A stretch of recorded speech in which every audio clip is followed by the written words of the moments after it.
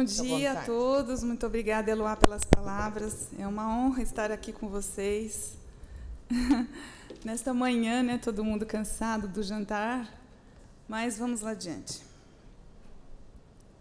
A minha resposta, já desde o início da aula, é que sim, é possível fazer a dilatação. E esse é um caso, minha aula vai ser basicamente em doença de Crohn. Mas eu quis trazer esse caso, foi um caso recente de um paciente com Poit-Jeghers, submetido a inúmeras cirurgias, e ele evoluiu com uma distensão abdominal, dor abdominal, vômitos, quadro típico de suboclusão intestinal. E aí todos pensavam que poderia ser uma neoplasia ou alguma lesão a mais, algum pólipo grande, Poit-Jeghers, fazendo também um novo quadro de intussuscepção. Mas aí o que nós encontramos foi uma estenose de anastomose, né? Para todo o nosso alívio, e que a terapêutica é mais fácil de abordar, mais fácil de se fazer. Então, vocês veem aqui um outro pólipo, já passei a zona de estenose, né? E agora voltando com o enteroscópio, mostrando então que é só uma área, a gente realmente tem que fazer biópsias nessa região de anastomose, mas essa é uma paciente lá do Instituto do Câncer e que a gente vem acompanhando e tratando todas essas lesões polipóides, né? Então, a minha resposta é que se é possível a dilatação, sim, é possível. Esse caso, nós fizemos essa primeira dilatação, depois, posteriormente, ele melhorou, depois de um mês, fizemos já a segunda dilatação. Parou com o episódio de vômito, está aceitando uma dieta mais pastosa, e a gente espera que ele evolua bem. Mas, caso precise uma outra sessão, a gente fará também. Então, agora vamos dar um enfoque na doença de Crohn. Tá? Então, como vocês sabem, é uma doença inflamatória crônica, né? Tem complicações como estenose, fístula ou abscesso. Nossa, a gente fica meio... E mais de 50% dos pacientes necessitam cirurgia pelo menos uma vez durante a vida para tratar essas complicações. Então, a doença de Crohn, sabe-se que mesmo com tratamento imunossupressor, não houve diminuição significativa da necessidade de cirurgia. Isso é muito importante. E que, infelizmente, o tratamento cirúrgico não é curativo, já que a doença recidiva numa grande proporção de pacientes. Então, vocês veem aqui, um paciente submetido a uma cirurgia, mas vocês veem que ocorre uma lesão da doença na área de anastomose. Estenoses são encontradas em cerca de 5% dos pacientes e em até 30% dos pacientes durante 10 anos de atividade de doença. E a revisão sistemática é que a média de tempo de diagnóstico de Crohn para o desenvolvimento de estenose em torno de 13 anos. E que a maioria dessas estenoses ocorre em ilho terminal e região iliocolônica. Como vocês podem ver aqui, um paciente submetido a uma colectomia direita e lesão na região também de anastomose. Para identificar os pacientes que necessitam tratamento e planejar uma conduta apropriada, é importante definir o tipo, a extensão e a localização da estenose. E, para isso, é muito importante uma conduta multidisciplinar, em que estão envolvidos aí gastroenterologistas, radiologistas e os cirurgiões. Essa é uma estenose em região de quarta porção de duodeno, um paciente com doença de Crohn. Então, na doença de Crohn, a primeira pergunta: qual a porcentagem de acometimento somente de intestino delgado? Podem votar.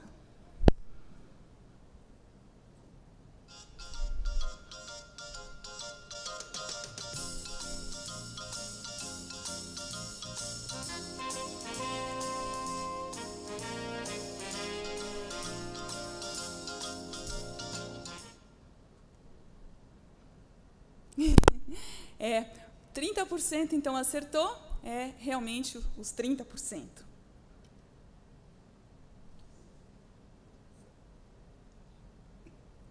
que eu faço? Vou adiante? Então, a resposta está aqui. Até 30% de acometimento somente do intestino delgado. Realmente uma porcentagem muito alta. E a cápsula e a enteroscopia têm implicações tanto no diagnóstico, quanto na classificação, quanto na decisão terapêutica e, claro, tendo impacto muito importante nos resultados. A cápsula, ela tem um alto valor preditivo positivo na suspeita de doença de Crohn. Geralmente, ela é indicada como primeiro método de diagnóstico na doença de Crohn. Já a enteroscopia, ela é um exame complementar diante da necessidade de biópsias, em que você quer ver se realmente aquela inflamação ela é decorrente de uma doença de Crohn, mesmo para diferenciar de outras afecções ulcerosas, e, claro, na terapêutica, em que você tem intenção de tratamento. A cromendoscopia e a endomicroscopia confocal servem também para vigilância. Hoje em dia, a gente sabe que pode passar também esse probe da endomicroscopia para avaliar os pacientes com doença de Crohn com intenção de vigilância. Então, por exemplo, esse paciente aqui é um paciente masculino de 48 anos, com uma doença de Crohn A20, e foi submetido a uma ressecção iliocecal, apresentando dor abdominal. E no exame de imagem, a doença é ativa, mostrando um espessamento, né? Aqui também um espessamento, maior captação de contraste, uma mucosa irregular, estenose e aumento da vascularização mesentérica. Então, diante desse quadro, a cápsula endoscópica não foi realizada, porque seria a grande chance dela ficar impactada. Foi direto para a enteroscopia, né, assistida por balão, ou EAB, em que foram observadas aqui ulcerações e estenose de írio. Então, nós temos que ter aí um bom senso quando usar ou não usar a cápsula endoscópica. Esse foi um caso de um paciente que tinha também distensão abdominal, dor abdominal, colonoscopia normal, e, para nossa surpresa, na região de jejuno, uma extensa área ulcerada, num segmento de mais ou menos aí 10 centímetros, em que você vê fibrina espessa, não é? Aí, o exame de imagem mostrava um espessamento parietal concêntrico irregular nesse segmento de jejuno, mostrando também uma estenose e dilatação de alças a montante. Esse paciente foi submetido à terapêutica.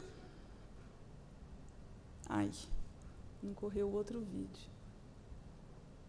É difícil, né? E aqui, algum tempo depois, pós-tratamento, a gente percebe que persiste o quadro ainda de inflamação, e o que se observou foi uma estenose aí realmente pontiforme. Quer dizer, é muito difícil abordar esses pacientes. Essa paciente teve que ser encaminhada por um tratamento cirúrgico diante dessa extensão. A região da estenose era muito maior que 5 centímetros, então foi encaminhada para o tratamento cirúrgico. A estenose de Delgado, ela está presente em cerca de 25% e no cólon cerca de 10%. Então, vocês veem aqui, isso é uma enteroscopia via anal, mostrando uma substenose. Esse é um outro caso também, aqui já é uma enteroscopia via oral, em que você observa algumas úlceras serpiginosas e algumas aftoides, e adiante uma área de estenose em que não foi possível, inclusive, passar enteroscópio. A gente está aqui, ó, nessa área, vocês veem que são estenoses anelares. Essa estenose, sim, é possível de dilatação. Vou passar adiante. Esse é um outro caso em que você tinha estenose pontiforme via oral e estenose via anal, e uma não era a outra, né? Quer dizer, tinha vários pontos de estenose. Então, quando você indica a dilatação? Naqueles pacientes com sintomas obstrutivos, o exame de imagem tem evidência de estenose do intestino delgado associado à dilatação a montante. Quais os critérios de exclusão de uma dilatação endoscópica? Podem votar. Estenoses menores que 5 centímetros, uma angulação abrupta, úlceras ativas, inflamação intensa e má nutrição.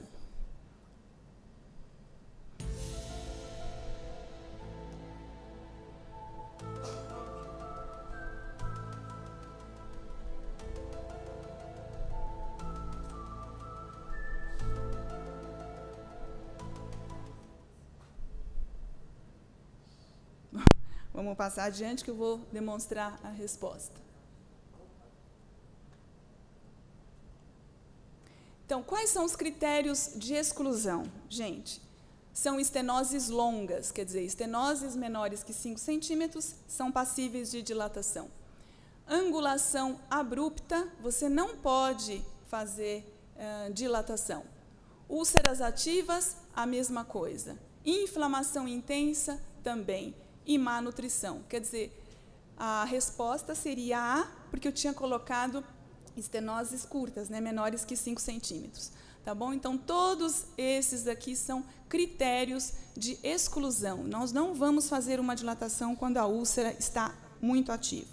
Quais os cuidados são necessários para a dilatação por enteroscopia? Avaliação radiológica prévia e excluir malignidade, testes de coagulação, preparo intestinal e dieta líquida, sedação ou anestesia geral e controle fluoroscópio, realizar em instituições com retaguarda cirúrgica ou todas as anteriores. Essa é fácil, né?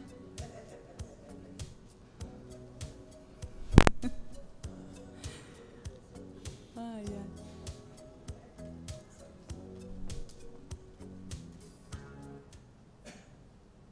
Ah, posso ir embora, então.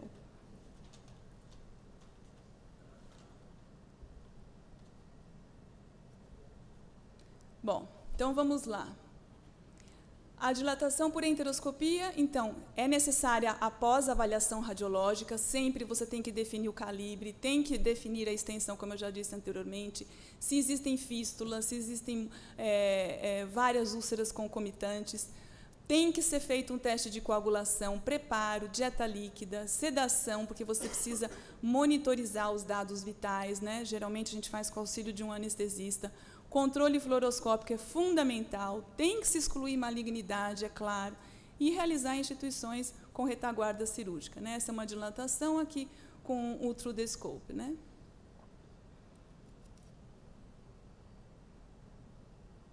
E aí, permitindo, então, a passagem do aparelho, existe uma outra estenose distal. Aí tem uma série de trabalhos agora em que eu vou mostrar. Essa é uma dilatação, um estudo de Paul, é um grande estudioso em enteroscopia, com 19 pacientes, 9 a dilatação foi contraindicada, o paciente foi enviado para a cirurgia. Então, de 10 pacientes, 9 houve um sucesso técnico e 6 de 10 um alívio de sintomas. Então, evitando a cirurgia nesses pacientes. E ele não teve complicações com o método de dilatação. Esse outro estudo, de Despot e colaboradores, publicado em 2009, em 18 dilatações de 9 de 11 pacientes, a média de diâmetro do balão chegou a 15 milímetros, teve um caso de perfuração, então a gente tem sempre que lembrar que existe complicação com a dilatação. Num segmento de 20 meses, nenhum outro paciente necessitou cirurgia. E é importante dizer que a intensidade dos sintomas diminuiu muito após as dilatações. Um outro estudo, publicado já mais recentemente, em 2012, realizando dilatação de 19 e de 23 pacientes, 54 sessões, quer dizer, vocês lembrem que sempre você faz uma dilatação, não necessariamente aquele tratamento foi eficaz, você precisa de uma segunda sessão. Num segmento de 21 meses, houve uma recidiva de 14 de 19. 5 pacientes tiveram cirurgia por complicações, sendo uma perfuração ou então múltiplas recidivas. Esse é um outro trabalho de Shen, já mais recente ainda, de 2014, em que ele obteve um segmento médio de 21 a 26 meses, e no final, isso aqui que é importante, no final do segmento, 80% dos pacientes ficaram livres de cirurgia, quer dizer, você evita um tratamento cirúrgico com tratamento endoscópico, né? E sobrevida livre de cirurgia após uma dilatação, vocês veem aqui que o quadro demonstra melhora endoscópica. A dilatação por enteroscopia, nesse trabalho, já também de 2014, envolvendo 65 pacientes num segmento de 6 meses, eles obtiveram um sucesso a curto prazo de 80%, 52 desses 65 pacientes, com desaparecimento dos sintomas obstrutivos. E o que é muito importante, a taxa livre de redilatação, 64% em 2 anos e 47% em 3 anos. E a taxa livre de cirurgia também em torno de 80% em 2 anos. E esses casos, então, você teve uma maior taxa livre de cirurgia versus casos de sucesso, sendo essa diferença estatisticamente significante. Quanto às complicações, eles tiveram quase 10% de complicações, 6 de 65%, e concluindo que a dilatação é um sucesso a curto e longo prazo, contudo, você precisa fazer outras sessões de dilatação e tem que pensar sempre nas complicações, que nessa casuística foi quase 10%. Quais os preditores de fibrose estenosante? Quer dizer, eu tenho aquele paciente, qual é aquele que tem maior chance de ter estenose, de evoluir para uma estenose? A idade e tabagismo, ulcerações profundas de mucosa, genética e sorologia.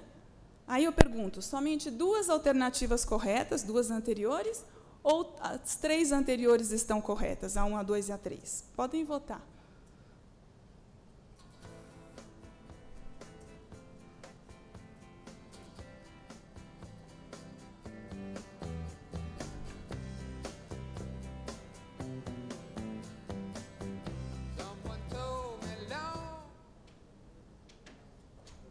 Isso, muito bem, parabéns.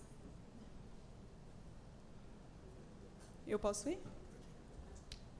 Então, quais são os preditores? Diante de um paciente, você precisa saber que a clínica é muito importante, ou seja, a idade do diagnóstico, se o paciente tiver menos de 40 anos, doença perianal no diagnóstico, necessidade de esteroides durante a primeira dilatação, e localização no intestino delgado.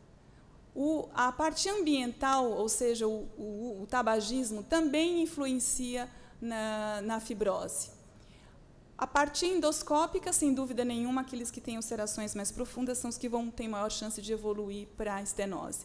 A genética também é muito importante. Então, o NOD2, CAD15 também, alteração no gene MMP3, influenciam nessa predisposição a ter fibrose. E também dados sorológicos, como a presença de anticorpo antimicrobial. Sobre a dilatação, não é correto afirmar.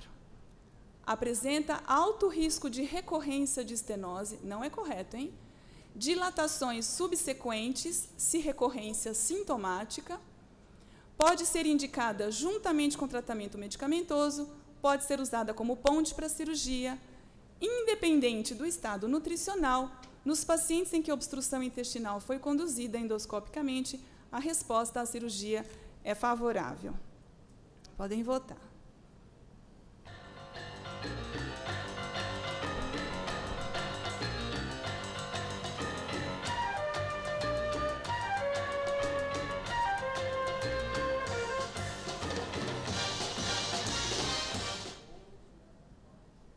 Nossa, mas vocês estão ótimos.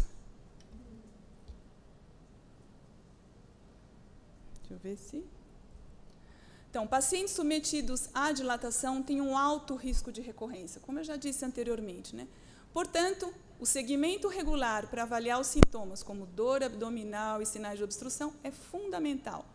E as dilatações subsequentes, se recorrência sintomática e decorrente de reestenose confirmada por radiologia e endoscopia. Sempre a radiologia, gente, é muito importante.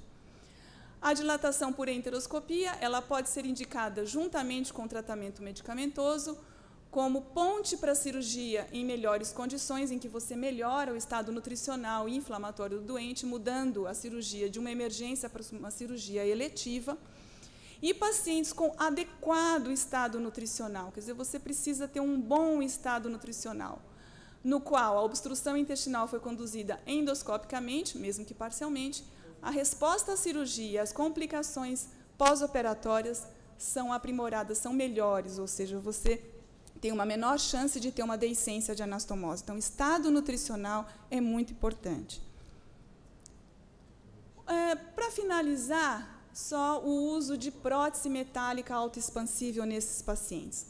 Essa é uma casuística pequena, envolvendo 7 pacientes, em que você teve um sucesso e alívio sintomático em 100%. Um segmento de até 18 meses, 2 pacientes aí precisaram de uma dilatação. Então, esse é um paciente de 56 anos, né, masculino, em que tinha um segmento de 5 centímetros de estenose iliocolônica resistente à dilatação e à terapia anti-TNF, e foi colocada uma prótese parcialmente recoberta que ficou por 7 dias, e esse paciente teve uma melhora clínica. Então, em determinados casos, é possível o uso de uma prótese aí parcialmente recoberta. Aqui, só finalizando, um algoritmo em que você tem estenose na doença de Crohn. Se você tem uma obstrução crônica, é necessário hospitalização e tratamento medicamentoso, e você aí faz uma dilatação endoscópica. O tratamento ambulatorial também é necessário uma radiologia, endoscopia, né? Aí, caso você tenha uma fibrose, você tem que ir para um tratamento mecânico. Se ela for curta e isolada, você dilata, senão você vai para uma cirurgia. Se o paciente tem uma inflamação só, você envia o paciente para um tratamento medicamentoso, e se você tem um acometimento de inflamação e fibrose, você usa o tratamento tanto de mecânico, né, de dilatação, quanto medicamentoso. Esse é um algoritmo publicado recentemente na Digestive Disease and Science de 2015. Então, considerações finais. Apesar do tratamento clínico, a doença de Crohn pode causar estenose que requer uma conduta cirúrgica. A dilatação endoscópica representa uma alternativa à cirurgia no tratamento primário, particularmente naqueles pacientes com múltiplas ressecções, ou até como ponte para uma cirurgia em melhores condições, né? A dilatação endoscópica ela fica restrita a estenoses curtas, o segmento menor de 5 centímetros, e não complicadas, sem fístula ou abscesso. Muito obrigada pela atenção. É uma excelente pergunta. Na verdade, você vai acompanhando mais radiologicamente e de acordo com os sintomas do paciente. Se o paciente evolui bem sintomaticamente, não é necessário ficar fazendo enteroscopias de repetição. Você vai acompanhando com o estudo radiológico, com uma enterorressonância ou uma enterotomo. Geralmente é enterorressonância, né, Eloá? A enteroscopia não é exame de controle em doença de Crohn. Gente. Ela é indicada só para a terapêutica. Ou então para um primeiro diagnóstico em que você quer diferenciar as úlceras em que você encontra.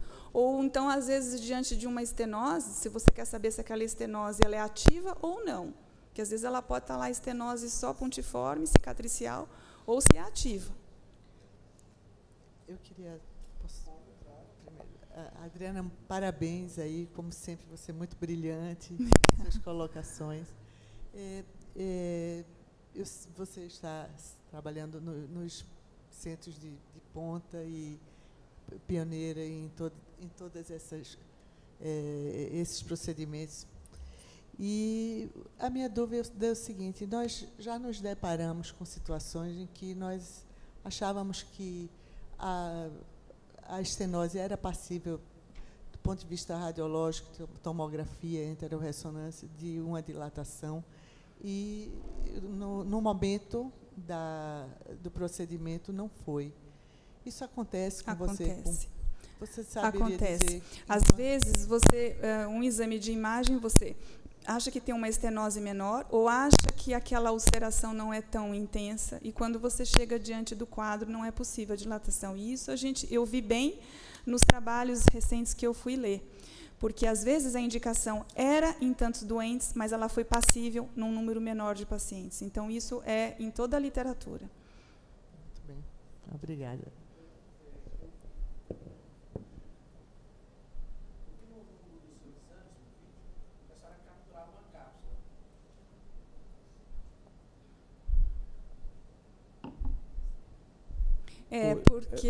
Não, a pergunta é bem simples. Imagine que eu tenho um paciente, chega na clínica, eu faço uma cápsula, aí a cápsula chega numa estenose. Então, é o seguinte, quanto tempo eu poderia esperar e mandar, vamos dizer, eu não faço enteroscopia, mandar para um centro que faça enteroscopia? Uhum. Depende muito do quadro clínico do doente. A gente sabe que tem cápsula que ficou já mais de ano e não levou a nenhum quadro. Agora, esse paciente, provavelmente, os pacientes que têm estenose, eles têm sintoma. Então, além de você tirar o corpo estranho, você associou uma terapêutica, uma dilatação. Então, aí você tem que também ter um bom senso, né? Geralmente, você retira o corpo estranho e já faz a terapêutica. A cápsula de patência não está... Nos últimos guidelines, eles não têm usado a cápsula de patência. Eles veem se tem obstrução pelo exame radiológico. Não é isso, Paulinha? No último guideline, eles não têm usado a patência na doença de Crohn.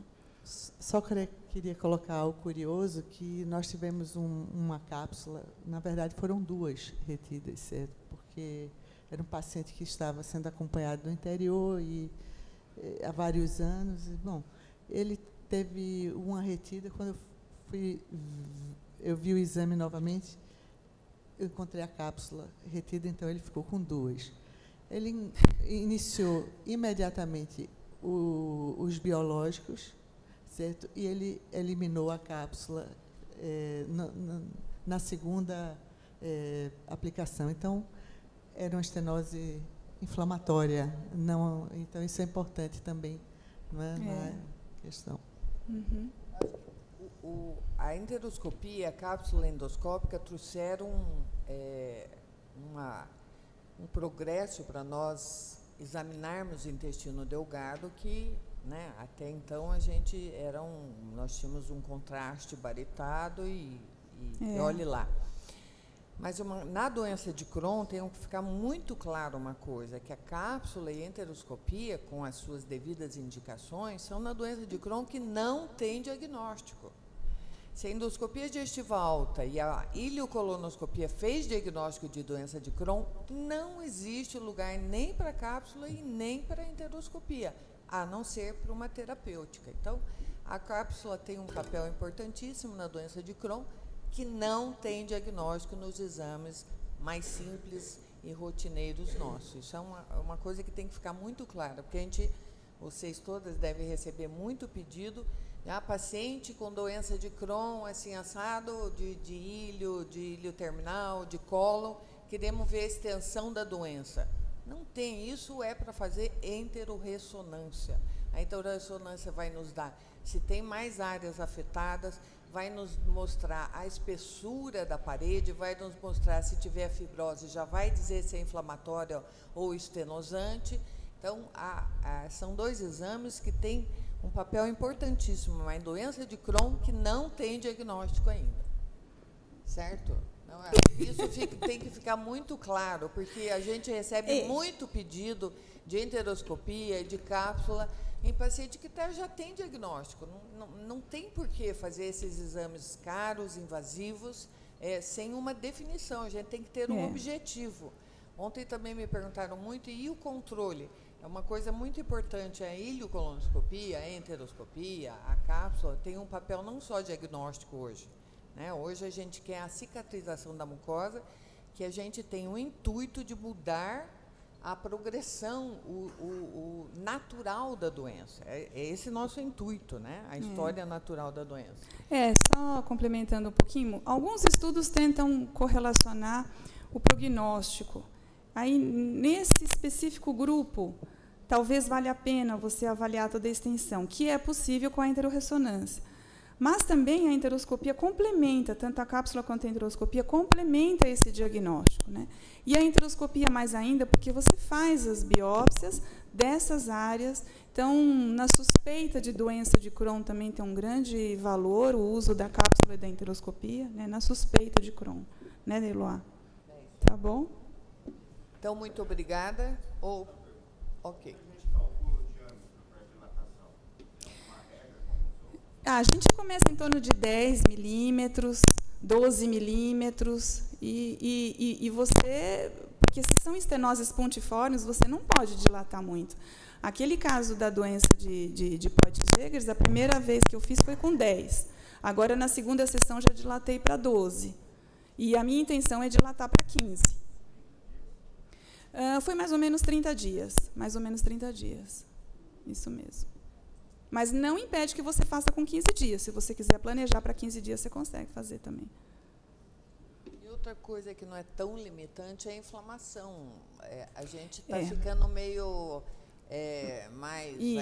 agressiva, É. porque a gente notou que alguma inflamação dá para a gente dilatar. Se tiver uma úlcera, bom, fístula e abscesso, óbvio impossível. que não. Uma úlcera muito grande, comprometendo toda a diâmetro, a gente não vai se meter, mas a atividade em si não é impeditiva. Se você percebe que é uma úlcera superficial, mais rasa, tal, que não acomete a circunferência toda, é possível.